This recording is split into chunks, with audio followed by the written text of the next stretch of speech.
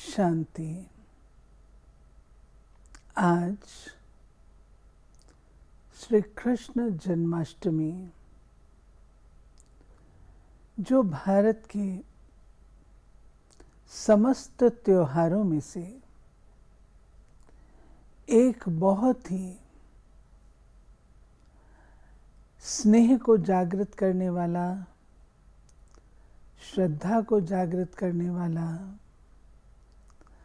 भावना को जागृत करने वाला, हर्ष और उल्लास देने वाला त्योहार है। इस त्योहार पर सभी मनुष्य जिनकी भावना श्री कृष्ण में है, वे सवेरे से लेकर श्रद्धा पूर्वक श्री कृष्ण के विभिन्न स्वरूपों और विभिन्न उनके बाल लीलाओं, उनके द्वारा किए कर्तव्य, इन सब का चिंतन, वर्णन और आपस में लेन देन करते हैं।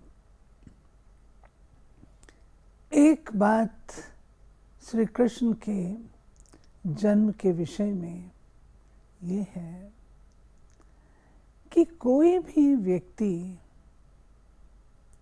बचपन से ही, जन्मते ही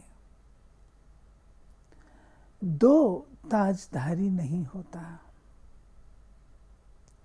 परंतु श्री कृष्ण के जन्म से ही हम देखते हैं कि वे डबल ताजधारी थे। क्राउन प्रिंस, जिन्हें पवित्रता का ताज भी उपलब्ध था और रत्न जड़ित ताज भी उपलब्ध था। दोनों ही डिग्रीज महात्मा और धर्मात्मा, His Holiness and His Highness, उन्हें उपलब्ध थी। सामान्य रीति से व्यक्ति को एक ही डिग्री उपलब्ध होती है, या तो वो हाईनेस होता है या वो होलीनेस होता है। परंतु श्री कृष्ण के व्यक्तित्व के बारे में जब हम वर्णन करते हैं तो उन्हें ये दोनों ही डिग्रीज उपलब्ध थी। हिज एक्सेलेंसी, राज्याधिकार, और हिज होलीनेस, स्वराज अधिकार। अब प्रश्न उठता है, ऐसा जन्म से ही क्या था जो उन्हें जन्म से ही ऐसी डिग्रीज उपलब्ध हुई? अवश्य कुछ तो कारण रहा होगा। श्री कृष्ण के साथ श्री राधे को भी दिखाया जाता है और श्री राधे को ये कहा जाता है, हे राधे, तुमने कौन सा तप किया था जो तुम्हें श्री कृष्ण जैसा भगवान मिला? तुमने ऐसा क्या किया था? ये बात अगर श्री राधे के लिए हम कहते हैं तो श्री कृष्ण के ऊपर भी यही बात लगती है कि ऐसा क्या तप किया था इस आत्मा ने, ऐसा क्या किया था जिससे उन्हें इतना सुंदर तन भी मिला, कंचन काया, और आत्मा भी इतनी सुंदर जिसकी महिमा करते हम थकते नहीं। सर्वगुण संपन्न, 16 कला संपूर्ण, संपूर्ण निर्विकारी, मर्यादा पुरुषोत्तम, अहिंसा परमो धर्म।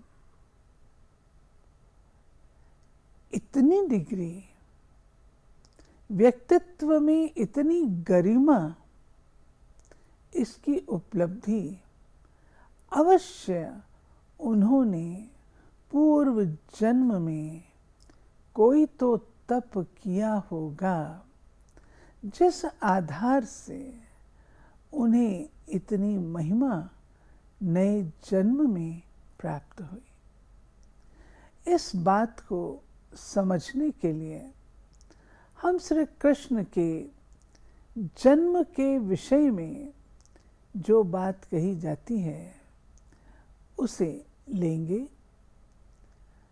दो रूप से हम उन्हें देखते हैं। एक हम देखते हैं कि श्री कृष्ण सारी सृष्टि जलमयी थी और जलमयी सृष्टि में पीपल के पत्ते पर, बड़ के पत्ते पर श्री कृष्ण अंगूठा चूसते हुए आए। अब सोचने की बात है, इसका डिटेल मैं आगे चल के दूंगी। दूसरी बात, उन्हें कारागार में जन्म लेता दिखाया गया और कहते हैं कि जन्म से पूर्व उनकी मां को श्री विष्णु जी का साक्षात्कार हुआ और वे समझ गईं कि श्री विष्णु अवतार के रूप से उनके यहाँ आने वाले हैं और श्री कृष्ण श्री विष्णु जी का, श्री नारायण का बाल रूप है। इसीलिए कहा जाता है श्री कृष्ण गोविंद हरे मुरारी, हे नाथ नारायण वासुदेवा। वही श्री कृष्ण सो नारायण बनते हैं। श्री नारायण उनका राज गद्दी पर बैठने पर नाम है और श्री कृष्ण उनका बाल नाम है। अब गौर करेंगे, श्री कृष्ण की माँ और पिता कारागार में थे और कारागार में कई तालों के बीच में। अब आप सोच सकते हैं, श्री कृष्ण का जन्म हुआ और पिता उन्हें टोकरी में रखकर यमुना पार कर ले गए और कहते हैं उस समय बहुत यमुना चढ़ी हुई थी, वर्षा थी, बिजली कड़क रही थी, परंतु शेष नाग ने छत्र छाया बन करके उस बच्चे की रक्षा की और उसे उसके स्थान पर पहुंचाया। उनके पिता सुरक्षित रूप से ले गए। शेष नाग जिनके कई मुख दिखाते हैं, वे छत्र छाया बन गए। ये सब बातें सुनने में बहुत प्यारी लगती हैं, रोचक लगती हैं, लेकिन प्यारे भाई और बहनों, आज की डेट में इन बातों को यथार्थ रूप से समझना अनिवार्य हो गया है। क्या ऐसा क्राउन प्रिंस जो नई दैवी सृष्टि की स्थापना के निमित्त हो, उसका जन्म एक साधारण, वो भी कारागार में,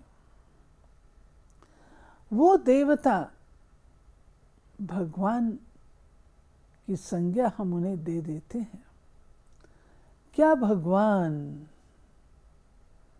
एक कंस के अंडर होंगे? क्या भगवान 7 तालों में होंगे? सोचने की बात है। इसके पीछे आध्यात्मिक रहस्य है, और वो ये कि जब श्री कृष्ण का जन्म होता है तब इस विराट सृष्टि से जो हम सर्व आत्माएं 5 विकारों के बंधन में होती हैं, काम, क्रोध, लोभ, मोह, अहंकार, और उसके साथ साथ आलस्य, ईर्ष्या, द्वेष, वैमनस्य, घृणा, इसमें जकड़ी हुई होती है। ये ताले हमारे खुद के लगे हुए होते हैं, जो हमें दैवी संपदा को अपनाने नहीं देते। सोचिए, इतनी महान हस्ती क्या इस प्रकार कारागार में होगी? कदापि नहीं।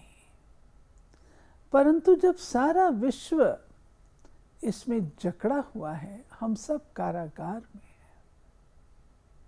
इन 5 विकारों की जेल में हैं। जब श्री कृष्ण का जन्म होता है तो ये सारे के सारे विकार नष्ट हो जाते हैं। कोई जादू मंत्र से नष्ट नहीं होते, कोई चमत्कार से नष्ट नहीं होते। इस विषय को मैं थोड़ी देर में लूंगी, परंतु ये प्रदर्शित करता है यमुना नदी का चढ़ना, जल का चढ़ना, और साथ ही साथ मूसलाधार वर्षा, शेषनाग का बच्चे को सुरक्षित करना, इसके पीछे भी आध्यात्मिक रहस्य है। और वो ये है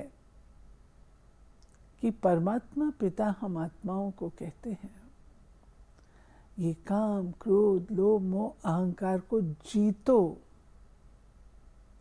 जब हम इन्हें जीतते हैं, काम को शुद्ध प्रेम से, क्रोध को शांति से, लोभ को संतोष से, मोह को शुद्ध स्नेह से, अहंकार को निर्माणता से, जब हम यूं जीतते हैं तो यही विकार परिवर्तन हो जाते हैं, जीवन से खत्म हो जाते हैं, और छत्र छाया के रूप से ये गुण हमारी रक्षा करते हैं, और रक्षा करके हमें हमारे गंतव्य पर पहुंचाते हैं। और वो गंतव्य है वैकुंठ, स्वर्ग, हेवन, जिसे कहा जाता है क्षीर सागर, जिसे कहा जाता है अल्लाह का बगीचा, जहां हर प्रकार की सुंदरता है, प्राकृतिक भी और उसके साथ साथ शारीरिक भी, आत्मा की भी, संबंधों की भी, और उसका आधार है पवित्रता। इसलिए पवित्रतम श्री कृष्ण, उन्हें हम भिन्न भिन्न रूपों से, उनका एक नाम है मदन मोहन, अर्थात काम को नष्ट करने वाला। नामों में अगर हम जाएंगे तो बहुत लंबा विस्तार हो जाएगा, परंतु जिन्होंने अपने जीवन में इन सब विकारों को जीता हुआ था, और जब भक्तजन आज के दिन व्रत रखते हैं तो प्रायः किसी का जन्मदिन होता है तो हम व्यंजन तैयार करते हैं। एक दूसरे को व्यंजन स्वीकार कराते हैं। क्या कारण? श्री कृष्ण जन्माष्टमी पर सारा दिन हम उपवास रखते हैं, व्रत रखते हैं, और रात के 12 बजे हम अपना व्रत तोड़ते हैं जब श्री कृष्ण का जन्म होता है। इसके पीछे भी आध्यात्मिक रहस्य है, और वो ये कि श्री कृष्ण का जन्म ऐसे साधारण रीति से नहीं होता। नई पवित्र सृष्टि, स्वर्ग का फर्स्ट प्रिंस आप कल्पना कर सकते हैं। वो पवित्रता की कितनी अथॉरिटी होगी, उसके जीवन में पवित्रता कितनी भरी हुई होगी, जो इतने नैनाभिराम रहे। अवश्य उनके जीवन में पवित्रता, दिव्यता की महानता थी, लेकिन कैसे हुई? वह हुई व्रत के द्वारा। व्रत भोज्य पदार्थों के लिए नहीं, उपवास भोज्य पदार्थों के लिए नहीं, परंतु इस मन में कदापि अनुचित और नकारात्मक, व्यर्थ, फालतू चिंतन न चले। बसो मेरे नैनन में नंदलाल, हे नंदलाल मेरे मन में आकर के बसो। नैनों में और मन में नंदलाल तब ही बस सकते हैं जब ये मन इतना शुद्ध और इतना पवित्र है। आज जहाँ हम मूर्ति की स्थापना करते हैं, कितनी स्वच्छता रखते हैं, कितना शुद्ध बनाते हैं। ऐसे ही परमात्मा पिता हम आत्माओं को कहते हैं कि भोज्य पदार्थों का व्रत न रखो, मन को शुद्ध रखो, मन को निर्मल करो, मन को पवित्र बनाओ, तब इस मन में मोहन श्री कृष्ण बस सकता है। अन्यथा गाते रहेंगे और श्री कृष्ण को ये मन पसंद नहीं आएगा।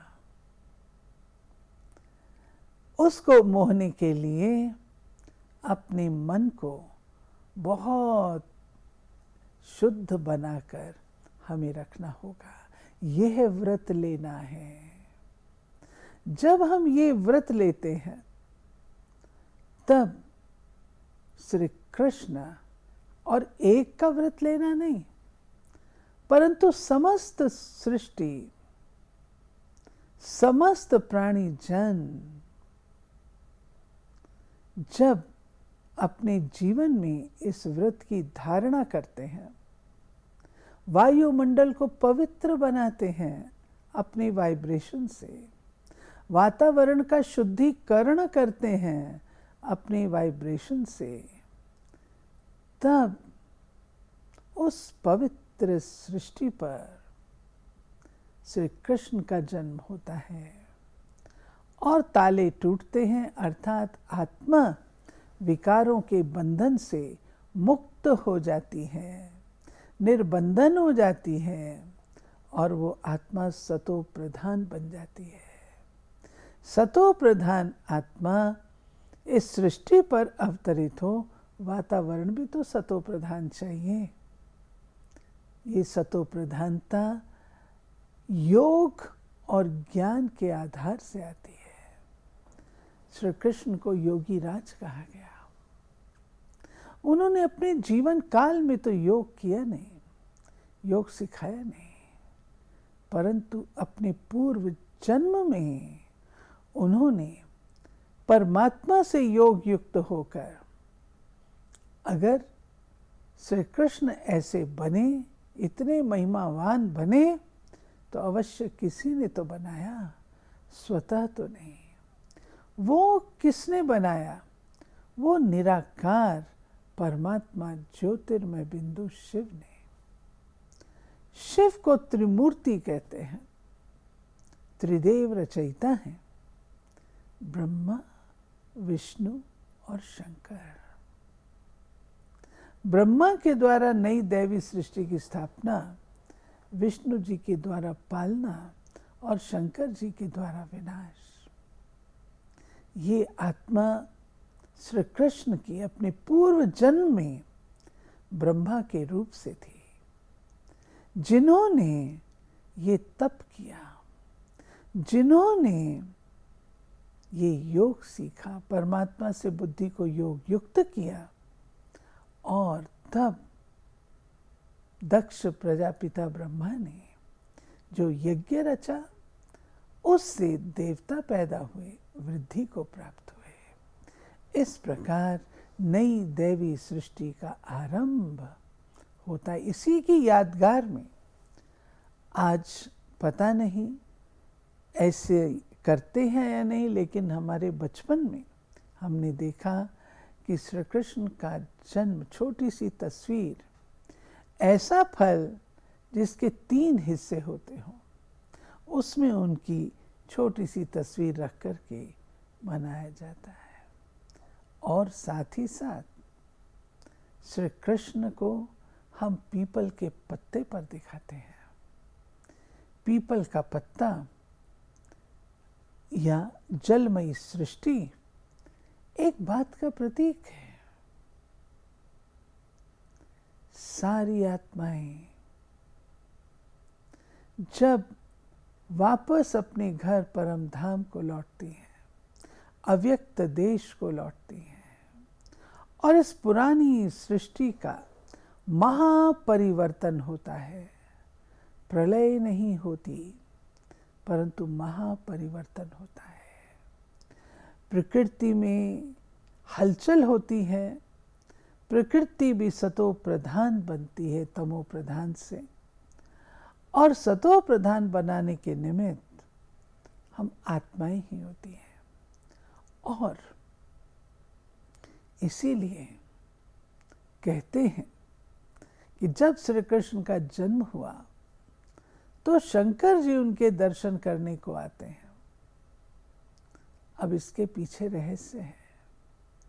शंकर जी दर्शन करने को आते हैं, अर्थात जो विनाश हो रहा होता है, महापरिवर्तन हो रहा होता है, वो अपने अंतिम चरणों पर होता है, और शंकर जी विदा लेके वापस लौटते हैं। कहते हैं कि श्री कृष्ण डर जाते हैं, वास्तव में डरते नहीं, लेकिन भावार्थ ये है कि पुरानी आसुरी सृष्टि और एकदम नई दैवी सृष्टि दोनों विपरीत होती है। वो पाठ खत्म होता है विनाश का, और नई सृष्टि का आरंभ होता है। इसीलिए उन्हें पत्ते के ऊपर अंगूठा चूसते हुए दिखाते हैं। फिर श्री कृष्ण को हम देखते हैं कि माताएं झूले में झुलाती हैं। अब सोचने की बात है कि हम उन्हें झूले में झुला के खुश होते हैं, लेकिन क्या हम सदा उन्हें अपने मन मंदिर में नहीं बसा सकते? श्री कृष्ण आज की डेट में अगर श्री कृष्ण इस धरती पर आ जाएं तो क्या देखेंगे? क्या वो प्रसन्न होंगे? कदापि नहीं। ये भी सच है, हम सब चाहते हैं ऐसी दैवी सृष्टि, दैवी दुनिया आए। वो कैसे आएगी? केवल आवाहन करने से नहीं आएगी, केवल पुकार से नहीं आएगी, लेकिन दैवी सृष्टि लाने के निमित्त हम सब हैं। विचारणीय है क्या केवल श्री कृष्ण से ही नई दैवी सृष्टि का आरंभ होगा? उनके जो साथी हैं, फ्रेंड्स हैं, वो कहाँ? जन्माष्टमी अर्थात केवल वे अकेले नहीं, परंतु उनके साथ साथ 8 अन्य देवताओं का भी जन्म होता है। तो कृष्ण जन्माष्टमी। और ये देवताएं कौन होते हैं? जो अपने पूर्व जन्म में तपस्वी थे, अब जब जन्म लेते हैं सतो प्रधान, क्योंकि बच्चा अकेला तो नहीं होगा, फ्रेंड्स होंगे, आदि आदि, कहीं पढ़ने जाएंगे, स्कूल होगा, आदि आदि, पूरी फैमिली होगी। तो हम सबके पास चॉइस है। क्या हमने केवल श्री कृष्ण की आराधना ही करनी है, या स्वयं को उनके जैसा बनाने का प्रयास करना है? हर कोई चाहता है श्री कृष्ण जैसा मित्र मिले, श्री कृष्ण जैसा भाई मिले, श्री कृष्ण जैसा बच्चा मिले। अगर हम ऐसी आश रखते हैं तो खुद को हमें ऐसा बनाना होगा। जहाँ उनकी मूर्ति होती है, वहाँ पर कोई विकारी, गंदी दृष्टि वाला प्रवेश भी नहीं कर सकता। इसलिए वे सृष्टि पर हों तो उसके लिए हमें अपने आप को शुद्ध बनाना होगा, पवित्र बनाना होगा, निर्विकारी बनाना होगा। जब हमारे संस्कारों में यह बात आएगी, तब हम नई दैवी सृष्टि की स्थापना के निमित्त बन सकेंगे, सहयोगी बन सकेंगे। हम एक संकल्प करें कि हम अपने आप को 5 विकारों से मुक्त करेंगे, हम अपने आप को पवित्र बनाएंगे, हम नेगेटिविटी से स्वयं को मुक्त करेंगे। अगर काम, क्रोध, लोभ, मोह, अहंकार से हम मुक्त करेंगे, तब वो दैवी सृष्टि जल्दी आएगी, जिसमें हम सबका सहयोग ज़रूरी है। इसीलिए मैं आपका ध्यान उस चीज़ पर ले जाना चाहती हूँ जहाँ गोवर्धन पर्वत को उंगली पर उठाया गया। सोचने की बात है, इतना बड़ा पर्वत एक उंगली पर नहीं उठ सकता, लेकिन उंगली में 3 निशान हैं, मन, वचन, कर्म, तन, मन, धन, संकल्प, समय, सबके द्वारा हमें सहयोगी बनना है परमात्मा के कार्य में, नई दैवी सृष्टि लाने के कार्य में। तब ये सृष्टि गोवर्धन पर्वत अर्थात जो इतनी भारी हो चुकी है पापाचार से, भ्रष्टाचार से, तब यह उठ सकेगी, अर्थात तब ये समाप्त होगी पुरानी आसुरी सृष्टि और नई दैवी सृष्टि की स्थापना हम सब कर सकेंगे। आइए हम स्वयं को सहयोग दें, अपने साथियों को सहयोग दें और हम परमात्मा को सहयोग दें, ताकि वो नई सृष्टि शीघ्र आ सके और श्री कृष्ण जन्माष्टमी हम सच्चे मायने में मना सके। उनका आवाहन करने के लिए इतना तो त्याग हम सब कर सकते हैं। श्री कृष्ण जन्माष्टमी की बहुत बहुत मुबारक और बधाई। ओम शांति।